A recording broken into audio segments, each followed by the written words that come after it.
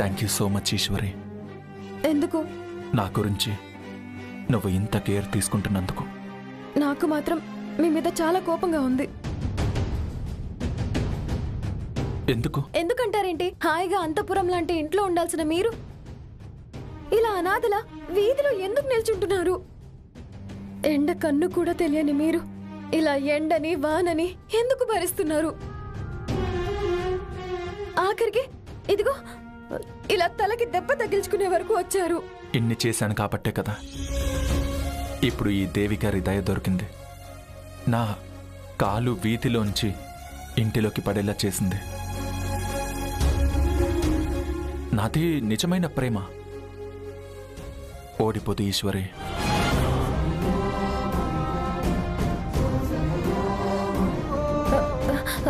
చాలే ఆపండి. తలకి దెబ్బ తగిలిందని జాలితో లోపలికి తీసుకొచ్చాను, అంతేకాని తాళి కట్టించుకోవడానికి తమరికి అల్లుడు అని ఒక పోస్ట్ ఇవ్వడానికి తీసుకురాలేదు. ఏదైతేనే ముందు నువ్వైతే నా మీద కరుణించావు కదా. సాటి మనిషి అనే గౌరవం ఇచ్చి తీసుకొచ్చాను, అంతేగాని తమని చేరతీసి ఇంకా సమస్యలు పెంచడానికి కాదు. ఇప్పుడు నన్ను పంపించేస్తే సమస్యలన్నీ తొలగినట్టేనా? అంతే కదా. ఇంటికి ఎదురుగానే మీరు ఉండకూడదు అనుకుంటున్నారు మా వాళ్ళు. అలాంటిది ఇప్పుడు ఏకంగా ఇంట్లోకి తీసుకొచ్చి పెట్టాను. ఇక వాళ్ళ పరిస్థితి ఎలా ఉంటుందో అర్థం చేసుకోండి. వచ్చినందుకు మీ మీద, తీసుకొచ్చినందుకు నా మీద ఎంత కోపంగా ఉంటారో ఒక్కసారి ఊహించండి. నా కరుణ మాత్రమే ఇప్పుడు మీరు చూస్తున్నారు. వాళ్ళ కోపాన్ని నేనిప్పుడు భరించాలి. వాళ్ళంతా కూడా కర్కసులు కాదు కదా ఈశ్వరి. నీలాగే చాలా కరుణ చూపించేవాళ్లే కదా. ఇప్పుడు కొంచెం కోపంగా ఉన్నా కాసేపట్లో వాళ్లే కూలైపోతారులే. ఇలాంటి మాటలన్నీ చెప్పి నన్ను మభ్యపెట్టకండి. ఈ రాత్రికి నిశ్చింతగా పడుకొని ఉదయాన్నే లేచి వెళ్ళిపోండి.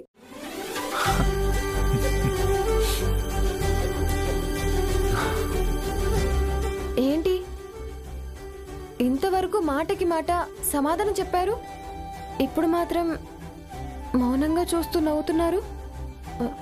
వెళ్ళే ఉద్దేశాలు లేవా ఏంటి? చూడండి, వెళ్లకుండా ఉందామని, ఇంకా ఏదో సాధిద్దామని ఏమైనా ఉద్దేశాలుంటే అవి ఇప్పుడే మనసులో నుంచి చెరిపేయండి. తెల్లవారగానే మీరు ఇల్లు వదిలేసి వెళ్ళాలి, అంతే.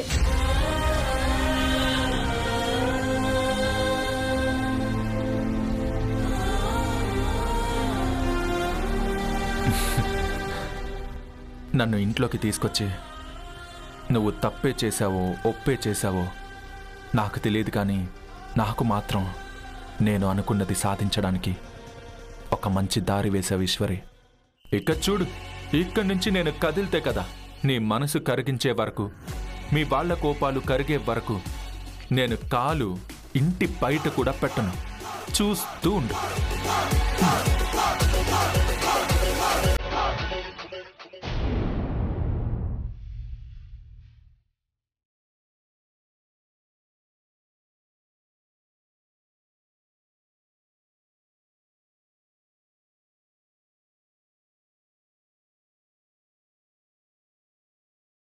అసలు ఈ ఇంట్లో నేనెవరిని?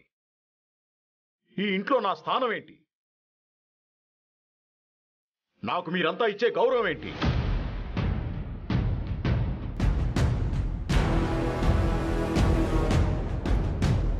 ఇంటి పెద్ద అనే గౌరవం ఇన్నాళ్ళు ఇస్తూ వచ్చారు. నా మాటని పాటించారు. నేను గీసిన గీతని దాటకుండా ఆగారు. కానీ ఈ నష్టజాతకురాలు మాత్రం నా మాట వినదు, నేను గీసిన గీత దగ్గర ఆగదు.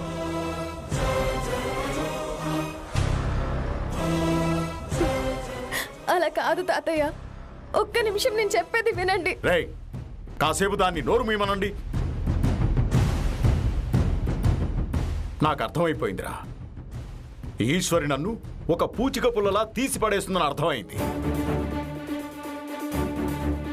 నా మాటకు కానీ, నేను తీసుకునే నిర్ణయానికి కానీ విలువివ్వదని నాకు అర్థమైపోయిందిరా.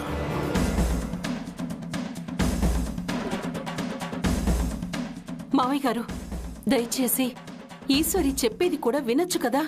తను ఏ పరిస్థితుల్లో రుద్రని ఇంట్లోకి తీసుకొచ్చిందో మీరు కూడా చూశారు కదా. అన్ని పరిస్థితులకి మనం ఒకేలా స్పందించకూడదక్కా. వర్షంలో తడుస్తుంది కదా అని చెప్పి ప్రాణాలు తీసే పామును తీసుకొచ్చి పట్టుపరుపుల మీద పడుకోబెడతామా? ఎండలో దప్పికకి అల్లాడుతున్నాయని చెప్పి క్రూర మృగాల్ని తీసుకొచ్చి ఇంట్లో కూర్చోబెడతామా? జాలి దయ చూపించడానికి కొన్ని ప్రత్యేకమైన పరిస్థితులుంటాయి.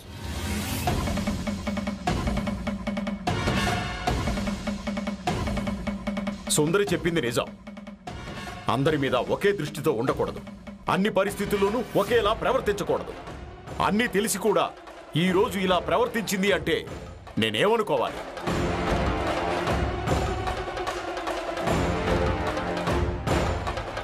ఎవరినైతే నేను గెంటేయాలని పట్టుపట్టి కూర్చున్నానో వాణ్ణే ఇంట్లోకి తీసుకొచ్చింది అంటే తన్నేం చేయాలి? మిమ్మల్ని అవమానించాలని కానీ మీ మాటని కాదనాలని కానీ నా ఉద్దేశం కాదు తాతయ్య. చేసిందంతా చేసి ఈ ఉద్దేశంతో చేయలేదు, ఆ ఉద్దేశంతో చేశాను అని చచ్చు చర్చలన్నీ పెడితే ఇక్కడ వినడానికి ఎవరూ సిద్ధంగా లేరని చెప్పండ్రా తనకి.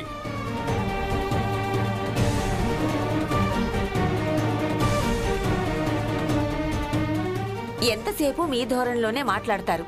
అసలు రుద్రకి గాయం ఎందుకయింది? మన కోమల్ని కాపాడడం వల్లనే కదా. ఎందుకు ఆ విషయం ఆలోచించరు?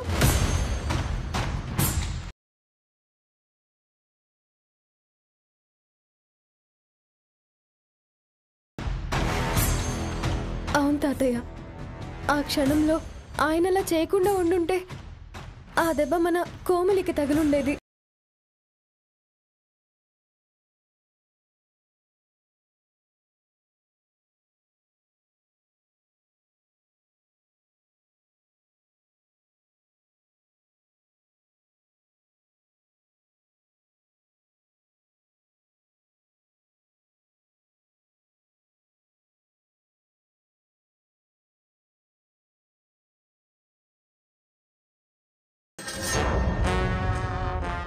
ఒకవేళ మనం ఆయన్ని పట్టించుకోకుండా వదిలేస్తుంటే ఆయనకి ఏమైనా జరిగితే మళ్ళీ తన వల్ల వచ్చే నింద కూడా మళ్ళీ మన మీదే పడుతుంది తాతయ్య. అవునవును, అర్థమవుతోంది నాకు. నాకు మీ ఇద్దరి భాగోతం కళ్ళ కట్టినట్టు అర్థమవుతోంది.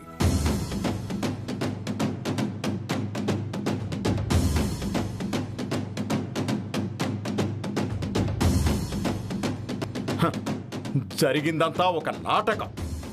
మీరు అనుకున్నట్టే అందరినీ నమ్మించారు, ఆయన గారిని ఇంట్లోకి తీసుకొచ్చారు.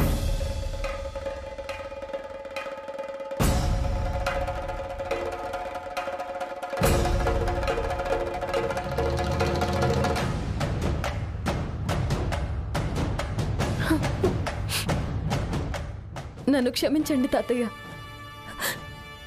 మీరు అనుకున్నట్టు ఇక్కడెవరూ నాటకం ఆడడం లేదు. నేను ఒట్టేసి చెప్తున్నాను, అనుకోకుండా అలా జరిగిపోయింది అంతే.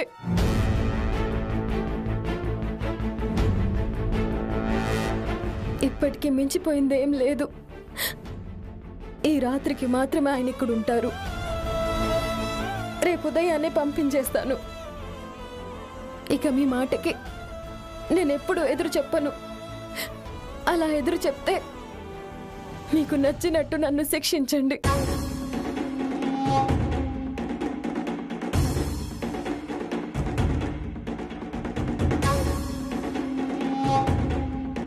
మావయ్య గారు, రేపుదయమే రుద్రని పంపించేస్తానని చెప్తుంది కదా. ఇంకా ఏం ఆలోచిస్తున్నారు? సరే అయితే, రేపు ఉదయం నేను నిద్ర లేచేసరికి నా కళ్ళ ముందు ఆ రుద్ర కనబడ్డానికి వీల్లేదు. అలా కనిపిస్తే ఈ ఇంట్లో నేను, తను ఎవరో ఒక్కరు మాత్రమే ఉండాలి.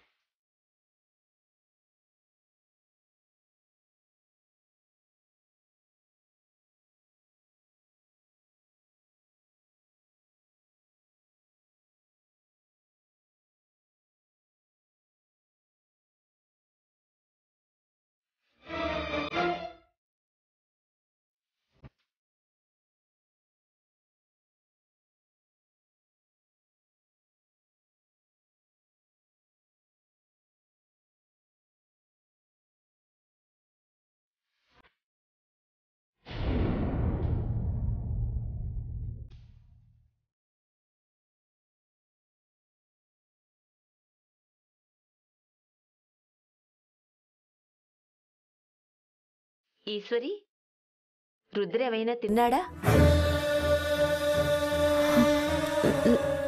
లేదు నానమ్మ. లోపలికి పిలిచిందే ఎక్కువ. ఇంకా సకల మర్యాదలు చేసి ఆ అబ్బాయికి అనవసరమైన నమ్మకాలు కలిగించకండి.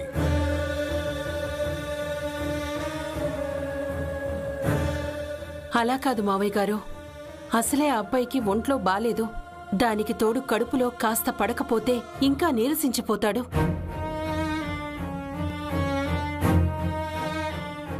అయితే అవనివ్వదనా? అనవసరమైన కష్టాలు ఎవరు కొని తెచ్చుకోమన్నారు? నువ్వు ఆపరా సుబ్బు. శత్రువునైనా క్షమించే గుణం కలిగిన కుటుంబం మనది. అలాంటిది ఇంట్లో ఒక వ్యక్తి ఆకలితో ఉంటే మనం మాత్రం కడుపు నిండా ఆరగిస్తూ కూర్చోవడం ఎంతవరకు కరెక్ట్ అంటావు? ఈ విషయంలో ఇంకెవరూ ఏం మాట్లాడొద్దు.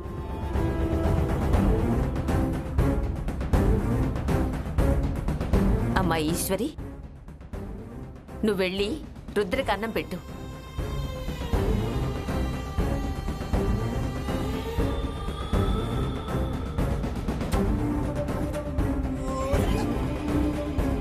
మీ తాతయ్య ఏదో అంటారని భయపడక్కర్లేదు. మనుషుల్నలా ఆకలితో అవస్థ పెట్టకూడదని మీ తాతయ్యకి కూడా తెలుసు. వెళ్ళి రుద్రకి అన్నం పెట్టమ్మా. ఇప్పుడు రుద్ర దారిలో నుంచి ఈశ్వరి తప్పుకుంటేనే నీ కూతురికి కావలసిన దారి నేను వేస్తాను. సరే నానమ్మ. ఏం అవసరం లేదు ఈశ్వరి.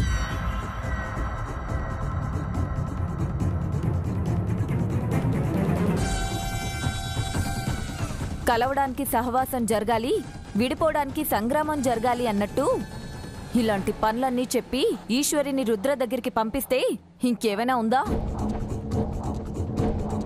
విడిపోవాల్సిన వాళ్ళని కలపడానికి దారులు వేసినట్టవుతుంది.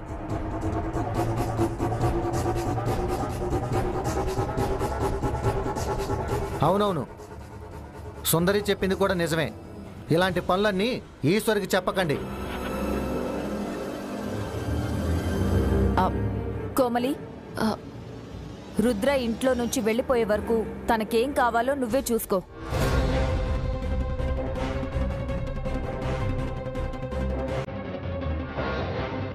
సరే అమ్మా.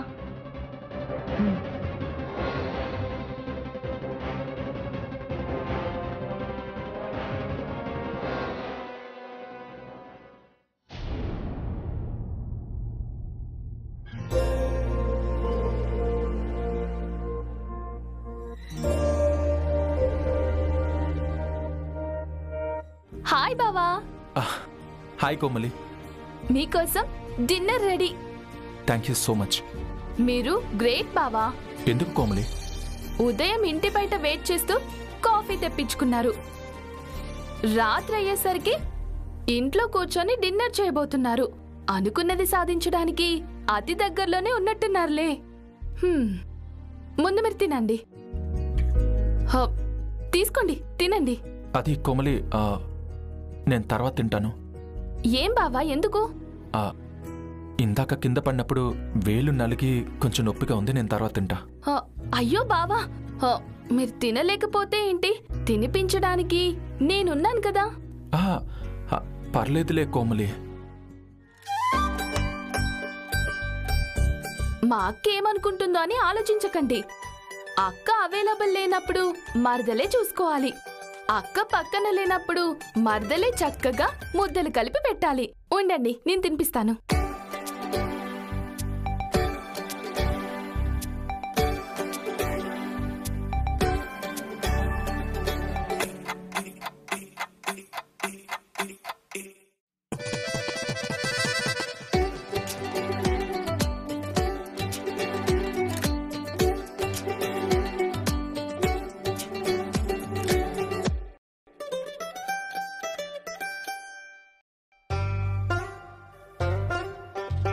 మీరు లైఫ్ లోనూ సూపరే, లవ్ లోనూ సూపరే. ఎందుకు కోమలి? లవ్ చేసిన అమ్మాయి కోసం ఎవరైనా ఇంత రిస్క్ చేస్తారా? మీరు లైఫ్ లో ఎంత రిస్క్ చేసి ఎదిగారో లవ్ లో కూడా అంతే రిస్క్ చేస్తున్నారు కాబట్టి ఖచ్చితంగా మీరు అనుకున్నది సాధిస్తారు. కోమలి, ఈ విషయం నీకు అర్థమైంది కానీ మొద్దు మొహం మీ అక్కకే అర్థమవ్వట్లేదు. నేను మొద్దు మొహాన్నా? మొద్దు మొహం అనకూడదు, మీ అక్క ఒట్టి పిచ్చి మాలోకం. పిచ్చి మాలోకమా? ప్రేమించినవాడు ఇంటి ముందు కూర్చుని ప్రేమ తపస్సు చేస్తూ ఉంటే దేవతలా వచ్చి కరుణించకుండా కుటుంబం అందరి కోసం నన్ను వదులుకుంటానంటుంది.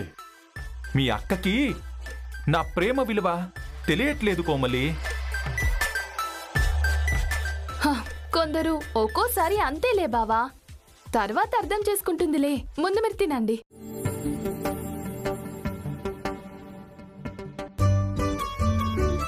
నీ అంత బాగా అర్థం చేసుకునే దాన్ని ప్రేమిస్తే ఎంత బావుండేదో. అసలు వాళ్ళని వీళ్ళని ఎందుకు? నిన్ను గాని ప్రేమించుంటే ఈ పాటికి నీతో పెళ్లి కూడా అయిపోయేది.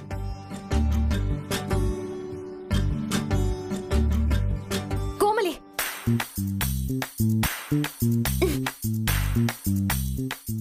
కోమలి, ఏం చేస్తున్నావు? బావకి చెయ్యి బాగోకపోతే నేను తినిపిస్తున్నానక్క. ఆ, బావేంటే బావా? ఆయన నా మెళ్ళో తాళి కట్టారా? నా నెత్తి మీద తలంబ్రాలు పోసారా? అప్పుడే వరుసలు కలిపేస్తున్నావు. నువ్వు చూస్తూ ఉండక్క, త్వరలోనే నీ మెల్లో తాళి కట్టేవాడిలాగే కనిపిస్తున్నాడు. అందరి ముందు తలంబ్రాలు పోసేలాగే ఉన్నాడు.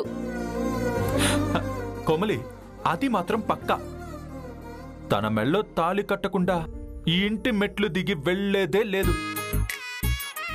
తమరు మరీ ఊహాలోకంలో విహరించకండి. రేపు ఉదయమే ఈ ఇల్లు వదిలి వెళ్ళిపోవాలి. అర్థమైందా? ఆ, రేపు ఉదయం కదా. అప్పటి వరకు ఎన్ని జరుగుతాయో, ఎలాంటి మార్పులు వస్తాయో. మీకు తినిపించడమే కదా కావాలి. నేను తినిపిస్తాను, ఉండండి.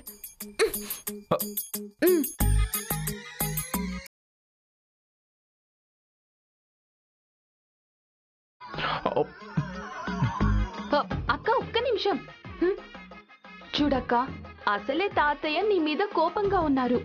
ఇప్పుడు బావగారితో ఇలా క్లోజ్ గా ఉండడం, ఇలా అన్నం తినిపించడం, ఇవన్నీ చూస్తే ఆ కొద్ది ఇంప్రెషన్ కూడా పోతుంది. అభిమానం పోయి అసహించుకోవడం మొదలు పెడతారు. రుద్రగారి ఇంట్లో ఉన్నంతసేపు రుద్రగారికి కాస్త దూరంగా ఉండడానికి ప్రయత్నించక్క.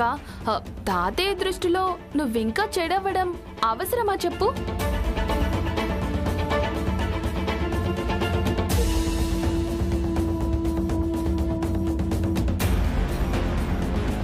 చేతికి దెబ్బ తగిలింది, కాలికి రక్తం వస్తుంది, ఇలాంటి సాకులు చెప్పకుండా తినండి. తినండి. నువ్వు రావే. అక్క అక్క అక్క, తాతయ్యకి బావగారితో నిన్ను చూస్తే ప్రాబ్లం, కానీ నన్ను కాదు కదక్క. నేను తినిపిస్తాను, నువ్వెళ్ళు.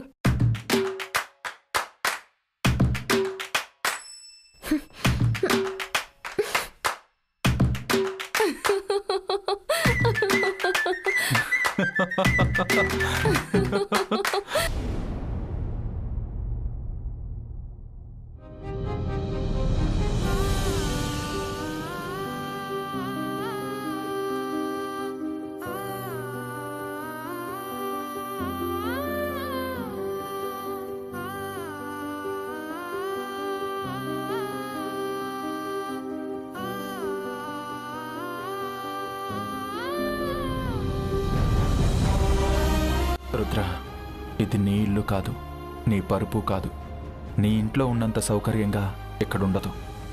ఈ మంచం ఎన్ని శబ్దాలు చేసినా, ఎంత అసౌకర్యంగా ఉన్నా నువ్విక్కడే పడుకోవాలి. ఇక్కడ పడుకోవడం అలవాటు చేసుకోవాలి.